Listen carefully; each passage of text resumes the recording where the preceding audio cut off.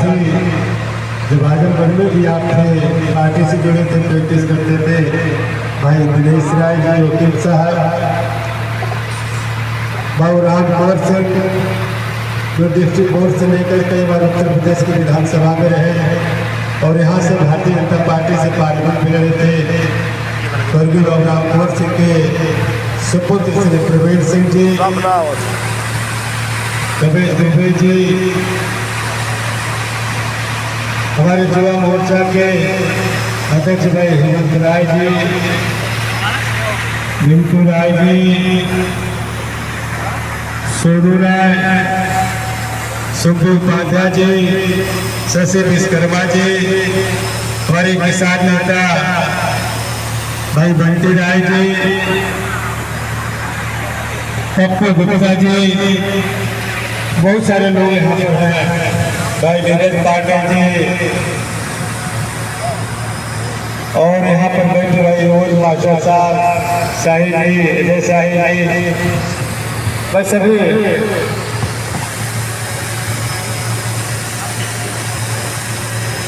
यहाँ पर इस गांव के रहने वाले सभी बुजुर्गों, नौजवान साथियों, सबसे पहले मैं आप तमाम लोगों का आज दिल की गहराइयों से मैं आपका स्वागत करता हूं, अभिनंदन करता हूं। मैं बधाई देता हूं भाई सोनू राय, मोनू राय, उनके पूरी टीम को, जिनके प्रयास से इस तरीके का शानदार जो जौन चौपाल यहाँ पर है, मैं इसके लिए आप सभी लोगों को बधाई देता हूँ। और जितने लोग यहाँ पर हैं, यह कोई आम लोग नहीं है, ये जितने भी लोग यहाँ पर हैं सभी जिम्मेदार लोग यहाँ पर हैं और सब लोग वैचारिक बात रखने वाले लोग हैं, वैचारिक संघर्ष करने वाले। हमारे विचार परिवार से इस कार्यक्रम के संचालक मास्टर हिमांशु राय जी भी हैं। जितने लोग यहाँ पर हैं सबकी राजनीति में दखलंदाजी के साथ साथ वैचारिक क्रांति के भी योद्धा हैं, इसलिए आपके बीच बहुत कुछ कहने की आवश्यकता नहीं है। और दारा सिंह चौहान, तो आप सभी लोगों को अपना, हमेशा हमने आपको अपना अपना अभिभावक माना है, गार्जियन माना है कि जब भी गर्दिश के दिन में भी धारा के साथ तो सब लोग कहते हैं, बहादुर वह होते हैं जो धारा के विपरीत चलते हैं। तो रामपुर के लोगों ने हमेशा धारा के विपरीत चल करके भी इस देश की हिफाजत और सम्मान रक्षा के लिए हमेशा काम किया है। ऐसे ही संतोष राय कह रहे थे, एक घर जमा हमें हमारे समाज का नहीं है यहाँ। और बहुजन समाज पार्टी से लड़ने के बाद भी यहाँ के लोगों ने एक भाई एक बेटा समझ के हमेशा हमारा साथ दिया, हमारे सम्मान की रक्षा किया। और ये भी मैं कहता हूँ, जितना आपका एहसान दारा सिंह चौहान पे है, जो स्नेह और प्यार हमारे आपका दारा सिंह चौहान के साथ है, जीवन भर जितना मुझसे हो सकता है आपकी खिदमत में, आपके स्वाभिमान सम्मान की हिफाजत में हमेशा आपके साथ में खड़ा रहूंगा, कंधा से कंधा मिला के। आज मैं आपने 2017 में भी पहली बार यहाँ पर आशीर्वाद देकर के इस विधानसभा में कमल खिलाने का काम किया था। और आपके आशीर्वाद से उत्तर प्रदेश की सरकार में भी मुझे अवसर मिला था। मैं इधर दूसरी विधानसभा से चुनाव लड़ाने के कारणों से वक्त होता है राजनीति में, चुनाव हारने के बाद भी आपके आशीर्वाद से, मोदी जी के आशीर्वाद से, माननीय गृह मंत्री जी के आशीर्वाद से, माननीय योगी जी के आशीर्वाद से मुझे फिर उत्तर प्रदेश की विधान परिषद में जाने का अवसर मिला। उत्तर प्रदेश के कैबिनेट में भी मुझे जाने का अवसर मिला।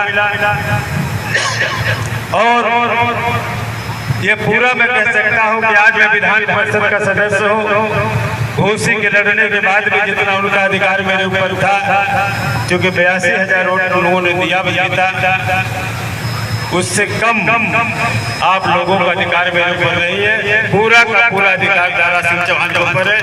जब भी जो जरूरत होगी,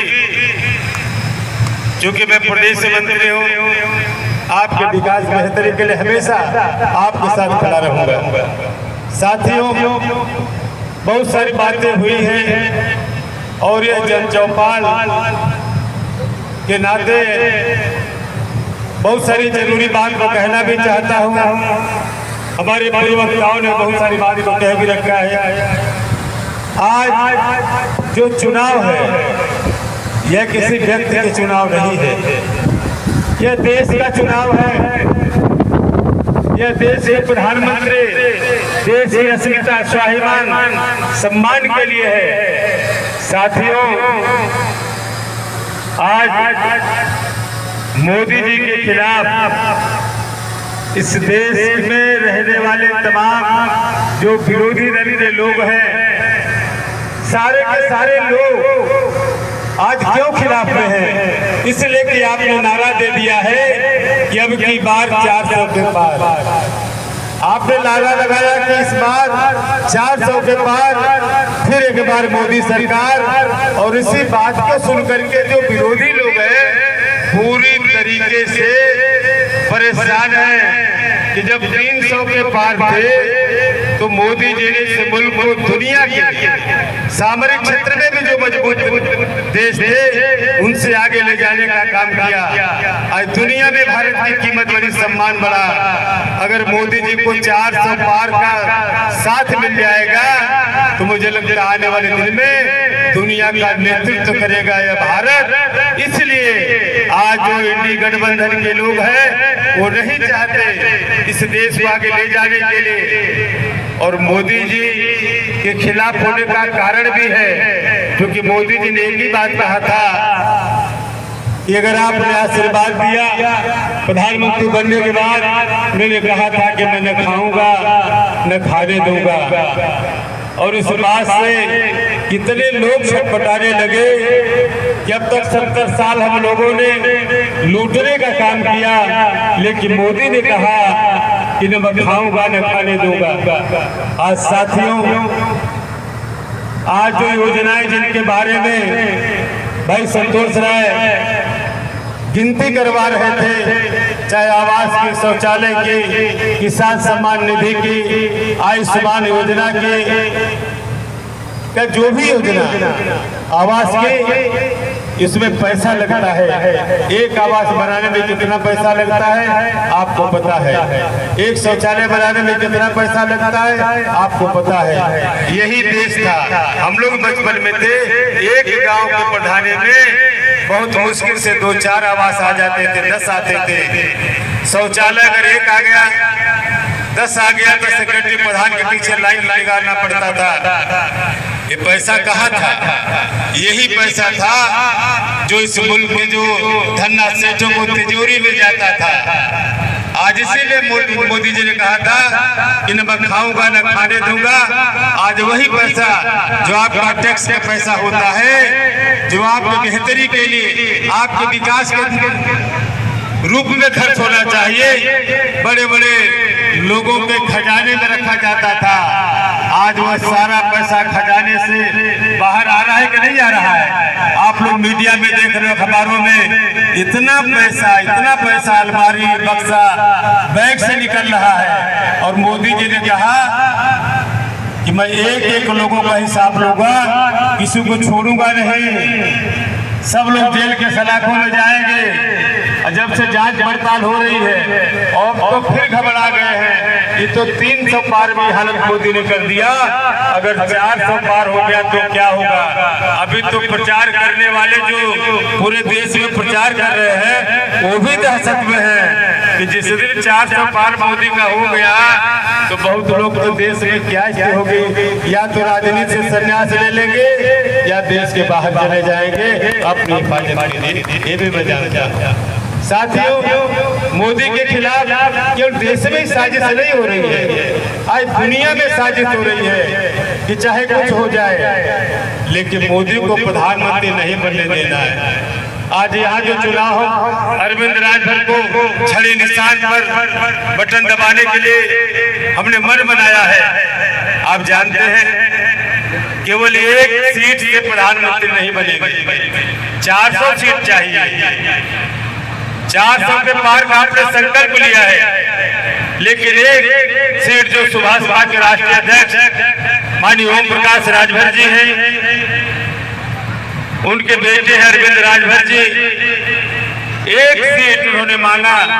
भारतीय जनता पार्टी ने एक सीट दिया है, लेकिन मैं दावे से कह सकता हूं अगर एक सीट भारतीय जनता पार्टी ने दिया है तो कम से कम 15 सीट पे ओम प्रकाश राजभर का जो असर है, आज भारतीय जनता पार्टी भारी बहुमत से जीत के मोदी जी को 400 पार करके फिर तीसरी बार प्रधानमंत्री बनाने का काम करेगा।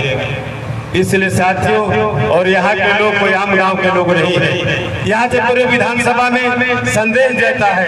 आपने किसी व्यक्ति के लिए, किसी जात के लिए काम नहीं किया, हमेशा राष्ट्र के लिए काम किया है। और आज मोदी जी के लिए आपने संकल्प लिया है राष्ट्र के लिए, इस देश के सनातन की सुरक्षा के लिए, रक्षा के लिए, इस देश को दुनिया की तीसरी महाशक्ति आर्थिक क्षेत्र बनाने के लिए, सामरिक क्षेत्र में मजबूत बनाने के लिए, इस क्षेत्र को विश्व गुरु बनाने के लिए। इसलिए मेरी आपसे अपील है कि साथियों, आज मोदी जी के खिलाफ और इस भारत में रहने वाले जो राजनीति करने वाले, जिन्होंने आजादी के 70 साल तक हमें लूटने का काम किया, आज मोदी और योगी जी की सरकार में आजादी के 70 साल तक जिनकी पूछ और पहचान नहीं थी, देश और प्रदेश की योजना जिनको पता नहीं था, आज दरवाजे पे दस्तक दे रही है। और इसीलिए हम 400 के पार की बात कहते हैं। ऐसे तमाम लोग देश में हैं जो छूट गए, उन योजना का फायदा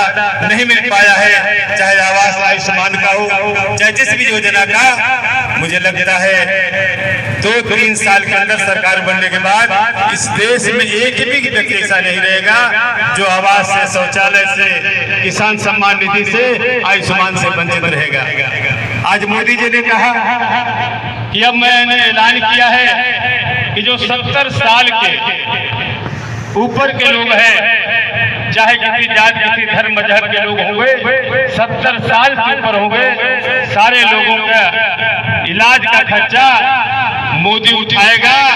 कोई भी पैसा नहीं लगाना है, सारा देश के खजाने से उन लोगों का होगा, चाहे अमीर हो, गरीब हो, जो भी होंगे। अगर 70 साल के ऊपर आपने पार कर लिया है, भगवान न करे आप बीमार पड़े, हम लोगों की सारी उम्र आपको लग जाए, लेकिन अगर किसी कारणों से अगर आपकी तबीयत बिगड़ जाती है तो मोदी ने संकल्प लिया है कि पूरी तरीके से केंद्र की सरकार आपके इलाज का खर्चा उठाएगी अगर आप 70 की उम्र को पार कर गए। और इसी सारी चीजों से को लेकर के आज विपक्षी आज परेशान है कि अभी तो हम लोग पार्लियामेंट में सपना देख रहे हैं कि इंडी गठबंधन सरकार बनाएंगे, मोदी जो 2047 तक का सपना जो विकसित राष्ट्र बनाने का है, तो अब तो परेशान है कि अब क्या होगा। ये सही है कि विपक्षी लोग भी मानते हैं, ये तो जबरदस्ती प्रचार कर रहे हैं, ये मान गए हैं कि भैया मोदी को कोई हरा नहीं पाएगा। ये भले प्रेस कॉन्फ्रेंस करते हो, भाषण में कुछ कहते हो, कुछ भी आरोप लगाते हो, लेकिन अंदर खाने जब बैठते हैं कल भैया मोदी को कोई नहीं हरा पाएगा। उसके पीछे कारण है, आपने देखा होगा कि अगले साल जब समाजवादी पार्टी या बहुजन समाज पार्टी का गठबंधन था, तब 64 सीट अकेले आपके आशीर्वाद से भारतीय जनता पार्टी और गठबंधन एनडीए का इस प्रदेश से जीता था। आज गठबंधन है सपा बसपा का नहीं है। और जिस पार्टी से गठबंधन था, आप जानते हैं बहुजन समाज पार्टी का 1 लाख से ज्यादा वोट तो पार्लियामेंट में उसको मिल ही जाता है। दलित समाज का 1 लाख, 1.25 लाख, 1.5 लाख मिल जाता है। और 19 में भी हम मिनिस्टर थे, पार्लियामेंट का चुनाव हो रहा था, हरिनारायण जी यहाँ उम्मीदवार थे। जो स्थिति थी हरिनारायण राजभर के साथ वो किसी से छिपा नहीं, आप लोग भी जानते हैं। इतने विरोध के बावजूद भी अगर जितना विरोध रखा है ना राजभर का चुनाव में, पार्लियामेंट में, अगर उस समय भी अगर बहुजन समाज पार्टी अलग चुनाव लड़ती तो उस विरोध के बावजूद भी कम से कम 80,000 से राजभर जी वह चुनाव भी जीत गए होते। आज बहुजन समाज पार्टी का समर्थन नहीं, अलग बसपा लड़ रही है और आज वो विरोध भी नहीं है। आज सारे लोगों ने मन बनाया है कि हमको मोदी को 400 पार करके दुनिया के सबसे लोकप्रिय नेता को फिर तीसरी बार प्रधानमंत्री बनाना है। आज विपक्षी चाहे जितने भी साजिश करे, आज सही कह रहे थे कुछ वक्ता कि आज हमारा जो पड़ोसी मुल्क है आज वो भी परेशान है। ये पाकिस्तान पूरी ताकत जो उसके पास है वह मोदी के खिलाफ इस देश में इस्तेमाल कर रहा है। मोदी को इस देश से प्रधानमंत्री बनने से रोकने के लिए विरोधी कहते हैं कि 400 पार हो जाएगा तो संविधान खतरे में पड़ जाएगा। मैं पूछना चाहता हूं, संविधान को खतरा किससे है? पहली बार मोदी जी के सरपरस्ती में इसी देश में जम्मू कश्मीर है जहां बाबा साहब का संविधान लागू नहीं था। पहली बार मोदी जी के नेतृत्व में इस देश के यशस्वी गृह मंत्री ने एक कलम से 370 को खारिज करके बाबा साहब के संविधान को लागू करने का काम किया। आज तो संविधान पूरी तरीके से सुरक्षित है और मोदी जी ने कहा अगर बाबा साहब का संविधान न रहता तो शायद हमारे जैसा आदमी इस देश का प्रधानमंत्री नहीं बनता। और इसीलिए मोदी जी ने कहा कि सबका साथ सबका विकास आपके आशीर्वाद से। इसलिए मैं कहना चाहता हूँ आज पड़ोसी मुल्क और वह लोग जो सामरिक दृष्टि से भी आज दुनिया में जिनका डंका चलता है बजता है, आज वह लोग भी अंदर खाने से सामने से मोदी जी की तारीफ करते हैं, अंदर से चाहते हैं कि किसी तरीके से मोदी जी को सरकार बनाने से रोका जाए। कारण है कि इसके पहले भी प्रधानमंत्री बनते थे, दुनिया के तमाम मुल्कों में जाने के बाद उन्हें कोई पूछता नहीं था, डोली के पीछे लेकर हार बन जाते थे। लेकिन आज मोदी है जिनको आपने आशीर्वाद दिया है, आज जाते हैं दुनिया के शक्तिशाली मुल्क में भी तो डोली के पीछे लेकर हार नहीं बल्कि डोली के अगले का हार बन के आगे बढ़े चलो कहे का नारा देते हैं तो दुनिया उनके पीछे आगे बढ़ो बढ़ने की कहती है, आगे बढ़ो आगे बढ़ो। इसलिए साथियों पहले के प्रधानमंत्री को कोई राष्ट्राध्यक्ष कहीं आता नहीं था रिसीव करने के लिए। आज शक्तिशाली मुल्क भी जब मोदी जी जाते हैं तो उनको आनंद देता है, उनको सम्मान देता है, रिसीव करता है। तो मोदी जी ने कभी नहीं कहा ये मोदी का सम्मान है। मोदी जी ने हमेशा कहा यह भारत की 140 करोड़ जनता का सम्मान है और इसीलिए आज जो सम्मान आपका बढ़ा है, आज जाके देखिए पड़ोसी मुल्क की क्या हालत है। आज जो कभी आग दिखाता था आज आग दिखाने की हैसियत में नहीं, जो सीमा पे जिनके आतंकी जो गुट थे जो हाथ में गोले लेके चलते थे, आज मोदी की कूटनीति से आज हाथ में कटोरा लेके घूम रहे हैं। जिस मोदी जी के नेतृत्व में देश में 25 करोड़ लोग गरीबी रेखा के आगे निकल गए, आज उत्तर प्रदेश की अकेले आबादी 24 करोड़ और उतनी ही आबादी पाकिस्तान की है। जहाँ हिंदुस्तान में मोदी जी और योगी जी के नेतृत्व में आज 80 करोड़ लोगों को फ्री में राशन दिया जा रहा है, लेकिन 24 करोड़ वहाँ पाकिस्तानी आज सड़क पे आज आटे के लिए आज मारा हो रही है। इसलिए वो कब चाहेगा कि हिंदुस्तान मजबूत हो। इसलिए मेरी आपसे अपील है। और भाई संतोष राय कह रहे थे कि हम लोग नारा लगाते हैं कि मोदी है तो मुमकिन है।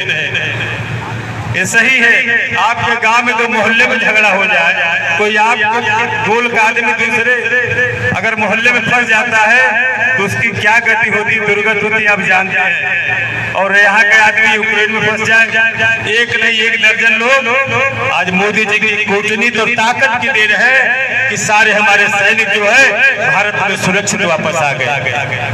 आपने देखा होगा जब पाकिस्तान में सर्जिकल स्ट्राइक हुआ था, सर्जिकल स्ट्राइक हुआ था पता है ना आप लोग, वहां पे हमारा एक सिपाही जहाज से हमला करते समय पाकिस्तान में गिर गया, उसको जिंदा पकड़ लिया पाकिस्तानी सैनिकों ने और कहा इसको जिंदा नहीं जाने देंगे। पूरे भारत में हाहाकार मच गया कि अब क्या होगा, क्योंकि भारत ने सर्जिकल स्ट्राइक किया था, स्ट्राइक जिसमें हमारा अभिनंदन सिपाही फंस गया था, जो सिपाही था, सोल्जर, सैनिक था। कोई सोच सकता है कि वो सिपाही भारत वापस आएगा, लेकिन जो हमने नारा दिया कि मोदी है तो मुमकिन है, तो मोदी जी ने सच साबित करने का काम किया और पाकिस्तान को बता दिया, वहां के प्रधानमंत्री को, कि हमारा जो सैनिक तुम्हारे पाकिस्तान सीमा के अंदर है, अगर कल सवेरे तक हिंदुस्तान की सीमा में अगर दिखाई नहीं दिया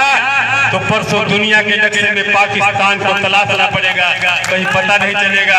यह मोदी है, इसलिए लोग चाहते हैं कि मोदी को रोको। आज दुनिया के बड़ी ताकत से मिलकर के मोदी को रोकने की बात करते हैं, लेकिन मोदी ने कहा आने वाले दिन में हम देश को तीसरी आर्थिक महाशक्ति बनाएंगे। सामरिक दृष्टि में भी आज बहुत सारे जो मुल्क परेशान हैं, जहाँ जहाँ हम आयात करते थे जो लड़ाई के सामान थे, आज मेड इन इंडिया का जब नारा दिया मोदी जी ने,